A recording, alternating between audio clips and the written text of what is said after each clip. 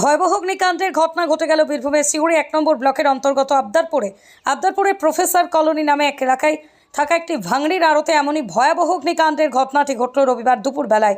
ভয়াবহ এই অগ্নিকাণ্ডের ঘটনায় প্রায় 10 লক্ষ টাকার সামগ্রী পুড়ে ছাই হয়ে গিয়েছে বলে দাবি করা হচ্ছে। স্থানীয় সূত্রে জানা গিয়েছে রবিবার দুপুর 2:30 নাগাদ এমন ভয়াবহ অগ্নিকাণ্ডের ঘটনা ঘটে গেল।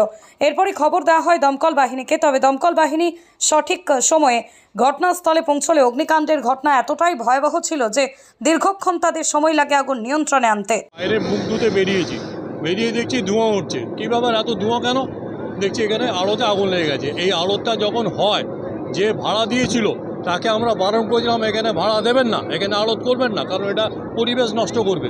কিন্তু তখন ও গলাবাজি করে এখানে করার পর তারপর যে আড়ত করেছে তাকে বললাম যে এখানে বাইরে নোংরা রাখিস না, বাইরের থেকে নোংরা ফেল, কিন্তু বাইরের থেকে নোংরা ফেলছে না, নোংরা এখানে জমা করেছে। দিয়ে আজকে হঠাৎ আগুন লেগেছে, দিয়ে গোটা অবস্থাটা কী হয়েছে। আর এইটার জন্য এইটা ছিল ভাঙড়িদের দোকান, প্লাস্টিক, লোহা, লক্কর এগুলো সব এখানে ফেলতো। ওটার বলতে এখানে যে জায়গা লোক একজন ছিল আসে, ও এসে আগে এখানে একবার আগুন লাগিয়েছিল, ঠিক আছে, তার মধ্যে ওই পোড়াটা গোটাই পুড়েছে। এখানে তাকে মানা করা হয়েছিল কি আগুন লাগাবে, এখানে নিষেধ করা হয়েছিল, তার ক্ষেত্রে ও এখানে আবার আগুন লাগিয়ে গেছে।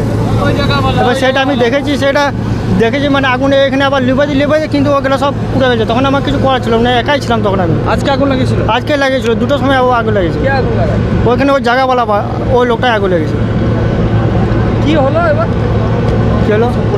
সব পুড়ে শেষ হয়ে গেলো। এটা কাটার গোদান ছিল, লোহা কাটা, সব পুড়ে গেছে? সব পুড়ে গেছে। কত লাখ টাকা মাল ছিল?